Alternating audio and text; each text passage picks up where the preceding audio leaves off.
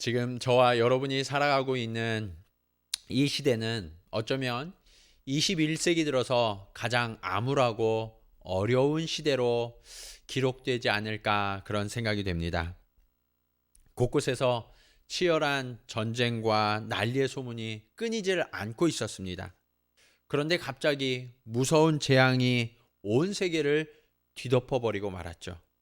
코로나19 바이러스의 확산으로 인류의 생명과 존재 자체가 심각한 위협을 받고 있습니다.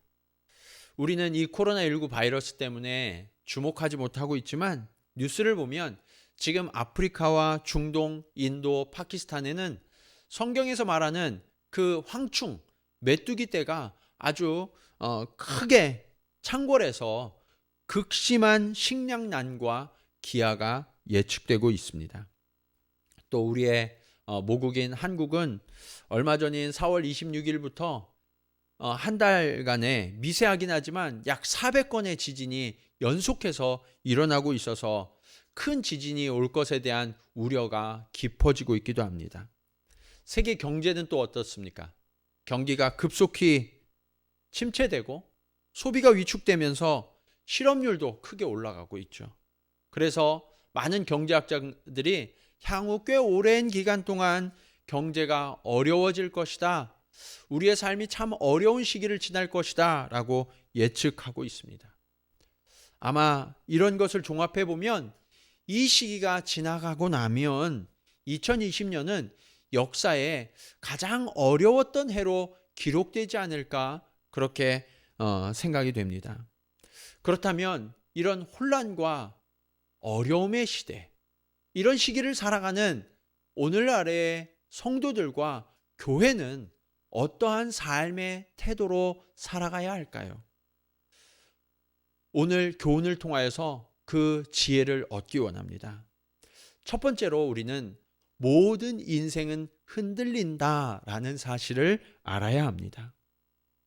사람들은 누구나 편하고 안락한 삶을 꿈꾸면서 그런 날이 오기를 수고하고 기대하면서 오늘날의 수고와 열심을 멈추지 않고 달려가고 있죠.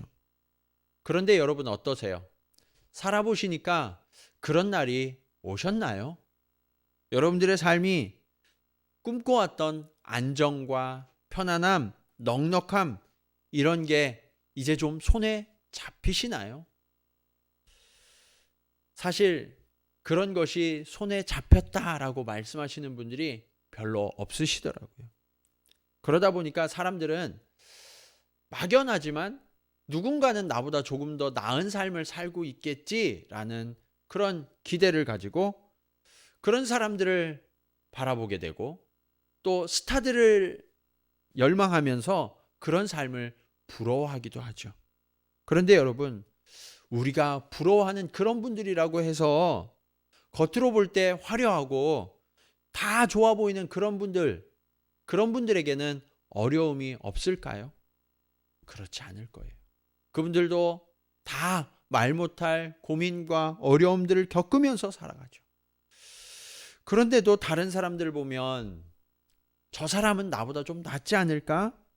좀 더 안정되고 성공한 것처럼 그런 외형이 보이기 때문에 지금 나의 힘든 삶을 멈추지 못하고 이 열심을 그칠 수가 없는 그러한 삶을 지속하면서 살아가고 있죠. 그렇다고 그래서 제가 여러분들에게 지금 열심히 살아가는 삶을 그치고 요즘 젊은이들이 말하는 소확행, 소소하지만 확실한 행복을 추구하면서 살아야 된다라고 말씀드리는 건 아니에요. 저는 오히려 성경적인 관점에서 조금 다른 이야기를 드리고 싶어요. 사람들은 대부분 자기 자신에 몰입되어서 살아가고 있는데 그 몰입된 삶을 살다 보면 지금 나의 삶이 내가 겪는 이 고통이 가장 큰 것 같고 가장 아픈 것처럼 느껴지게 된다는 거예요. 그런데 사실은 모든 인생이 다 아픔이 있고 고난이 있다는 것을 우리는 인정해야 해요.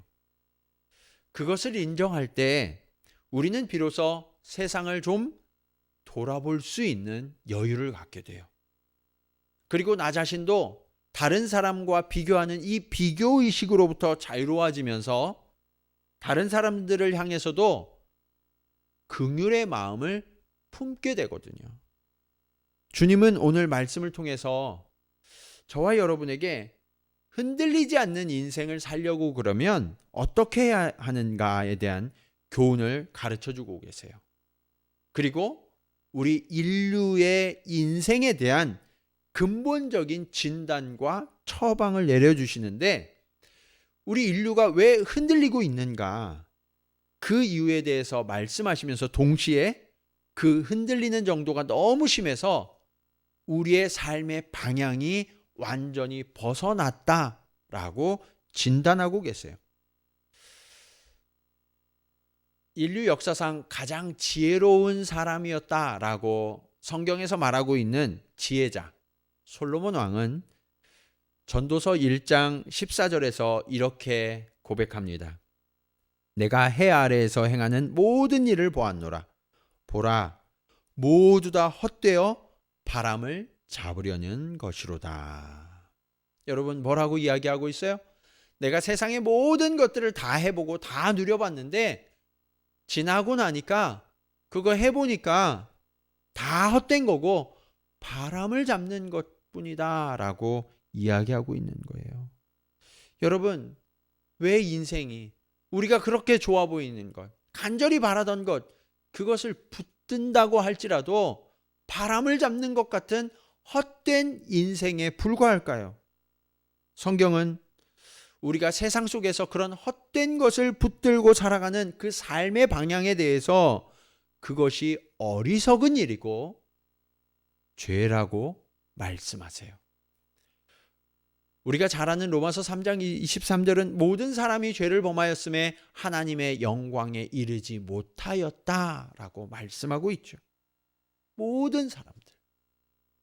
그렇다고 그래서 제가 여러분들에게 지금 하시는 일들을 모두 그만두시고 목회자가 되거나 선교사가 되어서 복음에 헌신하라고 말씀드리는 건 아니에요.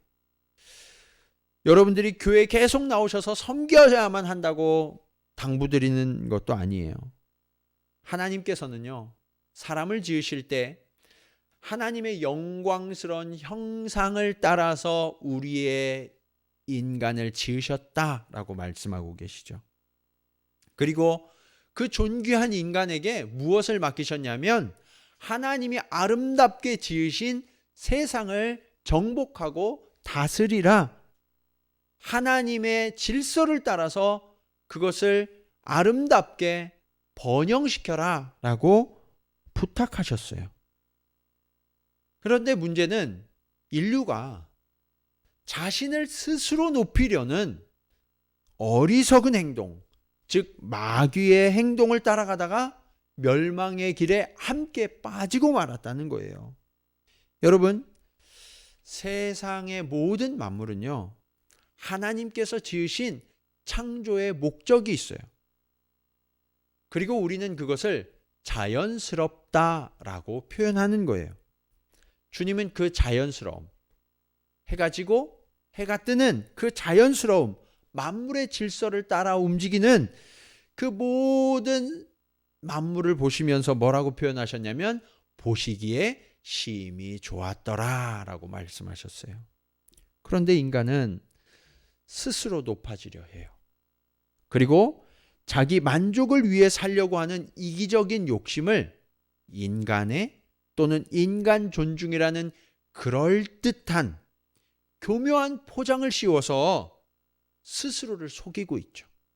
그리고 결국은 그러한 삶으로 창조주 하나님의 목적을 벗어나고 하나님을 대적하고 있는 거예요. 결국 우리는 그 하나님의 창조의 질서와 목적을 벗어나게 되었고, 이것이 인류가 흔들리는 근본적인 이유라는 사실을 우리는 분명히 알아야 해요. 인류의 역사는 이 흔들림을 어느 정도 눈치를 챘어요. 그래서 그 흔들림을 바로잡기 위해서 정치, 문화, 사회적인 시스템을 바꾸고 과학, 기술, 의학을 바꾸면서 이것을 발전, 진보라고 말하지만 우리의 인생은 어떤가요? 인류는 여전히 치열한 생존의 싸움을 멈추지 못하고 있지 않나요? 그것을 잘 보여주는 예가 지금 우리가 겪고 있는 코로나19 바이러스 아닌가요? 그렇다면 우리는 왜 이 흔들림을 멈추지 못하는가? 거기에 대해서 진지하게 질문을 던져봐야 하지 않을까요? 그것이 바로 오늘 말씀의 두 번째 교훈입니다. 우리가 흔들리는 이유는 삶의 기초가 약하기 때문입니다. 주님은 오늘 말씀에서 기초의 중요성에 대해서 말씀하고 계세요. 특별히 위기와 위험을 만나는 시기는요, 우리의 기초가 어떤지, 어디에 놓여 있는지를 분명하게 드러내준다라고 말씀하세요. 오늘 본문 27절을 보시면 이렇게 말씀하죠. 비가 내리고 창수가 나고 바람이 불어 그 집에 부딪힘에 무너져 그 무너짐이 심하니라. 오늘 본문에는요, 그럴듯하게 지어진 집이 나와요. 똑같아 보이고 어쩌면 더 좋아 보이는 집이에요. 그런데 비가 내리고 홍수가 나고 바람이 부니까 그 집이 어떻게 됐어요? 심하게 무너지고 말았다라고 말씀하고 있습니다. 왜 그럴까요? 26절에 이렇게 말씀하시죠. 나의 이 말을 듣고 행하지 아니하는 자는 그 집을 모래 위에 지은 어리석은 사람 같으리니. 집을 지었는데 기초를 어디에 두었다고 말씀하고 계세요? 모래 위에 그냥 집을 지었다라고 말씀하세요. 여기에서 신앙생활을 하지 않고 주님의 말씀을 듣지 않는 사람들은 처음부터 대상이 아니라는 사실을 우리는 분명히 알아야 돼요. 그런 사람은 아예 집도 없어요.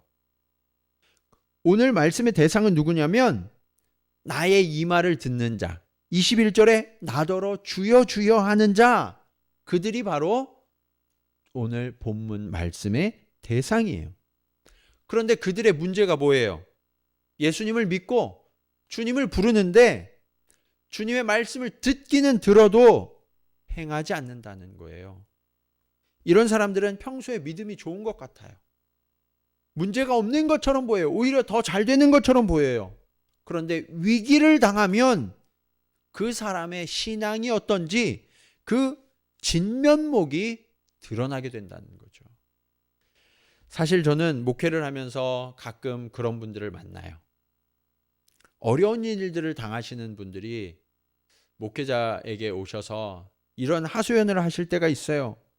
하나님이 어떻게 나한테 이러실 수가 있어요? 내가 하나님 앞에 그동안 얼마나 헌신하고 얼마나 수고를 많이 했는데 하나님이 어떻게 나를 버리시고 어떻게 나에게 이렇게 하실 수가 있어요? 너무하신 것 아닌가요? 그런데요, 오늘 본문에 보시면 아주 똑같은 이야기를 주님이 전해주고 계세요. 22절 보실까요? 그날에 많은 사람이 나더러 주여 주여 우리가 주의 이름으로 선지자 노릇하며 주의 이름으로 귀신을 쫓아내며 주의 이름으로 많은 권능을 행하지 아니하였나이까 하리니. 여러분, 여기서 주여 주여 한다는 얘기는요, 한 번도 아니고 두 번을 부르잖아요. 그러니까 주님을 아주 간절히 찾고 주님 앞에 기도하는 자들이라는 거예요. 그리고 겉으로 이들이 이야기하는 모습을 보면 정말 대단해 보이지 않으세요? 주의 선지자 노릇을 한대요.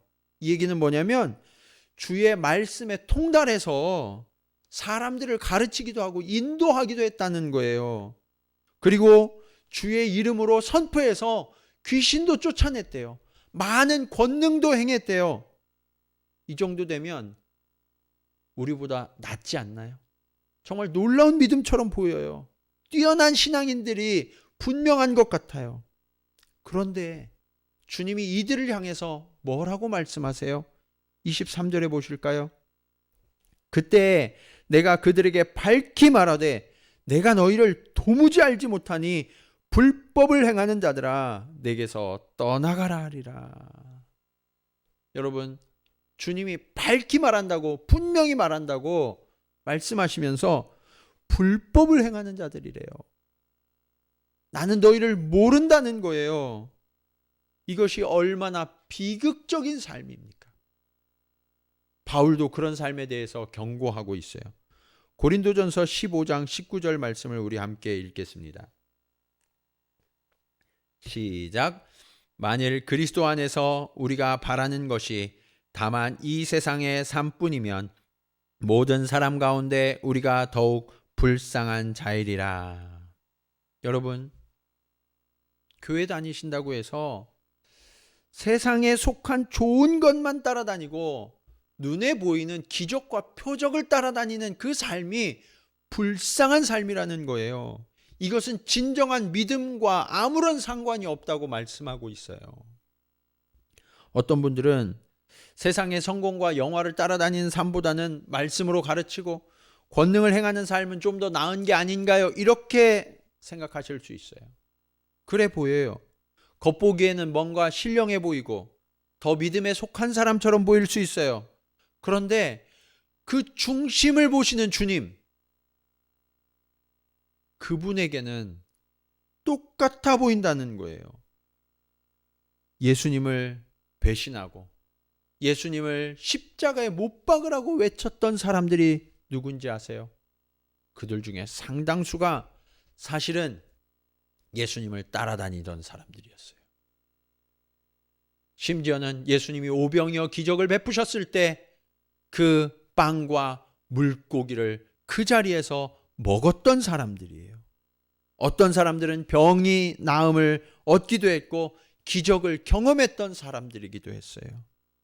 그런데 예수님이 자신들의 요구에 따라서 왕이 되시는 것이 아니라 오히려 체포되시고 더 이상 자신들에게 무언가 유익한 것을 주실 수 없다고 판단되니까 사람들은 아주 냉정하게 돌아섰다라는 사실을 우리는 기억해야 해요. 여러분, 저와 여러분이 교회에 있을 때에는 꽤 괜찮은 사람처럼 보여요. 그런데 우리의 일상에서의 모습은 주님의 말씀을 그대로 순종하고 따르고 있나요? 사실 우리 주변에 나는 예수님은 너무너무 좋은데 교회가 싫고 기독교인이 싫어요 라고 말하는 사람들이 점점 늘어가고 있어요. 주님은 이런 일이 일어날 것을 미리 아셨던 것 같아요. 그래서 저와 여러분이, 우리 그리스도인들이 일상에서 말씀과 다른 삶을 사는 것은 매우 어리석은 일이다 라고 경고하시는 거예요. 우리가 최근 시편 말씀을 살펴보고 있는데 이 큐티 말씀으로 묵상하면서 매일 아침 얼마나 은혜가 되고 있습니까? 다윗이 뭐라고 고백해요? 자신이 살아가고 있는 모든 일상의 현장, 심지어는 전쟁터도 주님이 거하시는 성소요 시온이 되기를 원합니다 라고 고백하지 않나요? 그리고 하나님은 그 다윗을 기뻐하셔서 저를 높이 들어주셨어요. 여러분, 이것이 우리의 삶이 되어야 해요. 저와 여러분도 우리가 살아가고 있는 모든 현장, 우리의 가정, 우리의 일터, 우리의 학교, 우리의 이웃 속에서 우리의 살아내는 모든 모습이 주님의 말씀을 그대로 재현하는 하나님 앞에서 사는 코람데오의 삶을 사시기를 주님의 이름으로 간절히 축원합니다. 그리고 그것이 오늘 말씀의 마지막 교훈으로 이어져요. 오늘 말씀의 마지막 교훈은 흔들리지 않는 반석 위에 기초를 놓아야 한다는 거예요. 오늘 본문 24절 25절 말씀을 우리 함께 읽도록 하겠습니다. 시작. 그러므로 누구든지 나의 이 말을 듣고 행하는 자는 그 집을 반석 위에 지은 지혜로운 사람 같으리니 비가 내리고 창수가 나고 바람이 불어 그 집에 부딪히되 무너지지 아니하나니 이는 주추를 반석 위에 놓은 까닭이요. 아멘. 여러분, 똑같은 신앙인처럼 보이고요. 똑같이 신앙이 잘하고 있는 것처럼 보여도 언제 그 신앙의 진면목이 드러나느냐? 비가 오고 홍수가 나고 거센 바람이 불 때라는 거예요. 그래서 다른 사람들은 그 거친 물결과 바람에 다 휩쓸려서 마구 흔들리다가 주님을 다 떠나갔다는 거예요. 그럼에도 불구하고 여전히 주님을 붙들고 있을 때 우리의 신앙의 모습이 증명된다는 거죠. 여러분, 그런데 이렇게 말씀드리면 많은 분들이 이렇게 생각하세요. 그런 신앙인은 아주 특별한 사람들 아니에요? 아니면 하나님이 정말 놀라운 능력을 부어주셔서 그들은 그 어려움을 이겨낼 수 있는 무언가 비결이 별도로 있지 않았을까요? 그런데 여러분, 주님은 그렇게 말씀하지 않으세요.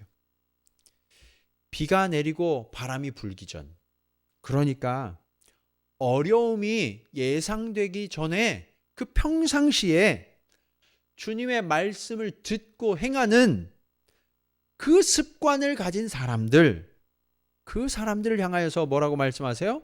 반석 위에 집을 지은 자다라고 말씀하고 계시는 거예요. 잠언 1장 7절 말씀은 또 뭐라고 말씀하세요? 여호와를 경외하는 것이 지식의 근본이거늘 미련한 자는 지혜와 훈계를 멸시하느니라. 여러분, 환난에도 요동하지 않는 그리스도인들의 비결은 결코 다른 게 아니에요. 주님이 말씀하시면 우리의 생각과 경험에 따라 그것을 판단하고 걸러내는 게 아니라 그 말씀 그대로 믿고 그대로 순종하는 삶을 사는 것, 그것이 바로 주님께 깊이 뿌리 내리고 생존하는 비결이라고 말씀하세요. 그런 사람은 아무리 큰 인생의 시험과 유혹이 와도 주의 말씀의 능력이 그들을 붙들어서 지켜주기 때문에, 바른 길로 인도해 주기 때문에 그 길을 벗어나지 않고 무너지지 않는다는 거예요. 저는 등산을 좋아하는데 가끔 등산을 하다 보면 놀라운 장면을 볼 때가 있어요. 그게 뭐냐면 절벽 위에 위태위태하게 선 나무를 볼 때가 있다는 거예요. 여러분들도 아마 그런 장면을 보신 적이 많으실 거예요.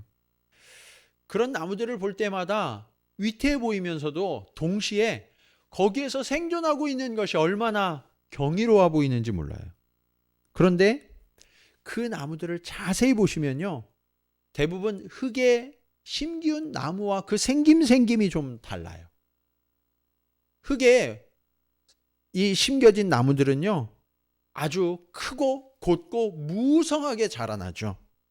그러나 절벽 위의 나무들은 수분 공급이나 영양 공급이 그렇게 잘 되지 않기 때문에 아주 느리게 자라나요. 뿐만 아니라 그 모양도 뒤틀려서 못생긴 나무들이 참 많더라고요. 그런데 그 뿌리는 어떤가요? 그 뿌리는요, 절벽에 서 있지만 바위에 깊이 뿌리를 내리고 있어서 계곡 사이로 바람이 얼마나 많이 불까요? 일반 산보다 계곡으로 바람이 훨씬 더 많이 불거든요. 그런데 그 거센 바람과 세찬 비, 눈보라를 이기면서 그 절벽에 버티고 선 그 나무는 얼마나 큰 생명력을 가지고 있습니까? 이것이 바로 우리의 반석이신 주님을 기초로 할 때 흔들리지 않는 성도의 모습을 보여주는 거예요. 어쩌면 우리도 비옥한 토양에서 나무들과 비교하는 것처럼 번듯하게, 그리고 무성하지도 못할지 몰라요. 못생겨 보이고 성장이 느려 보일 수 있어요.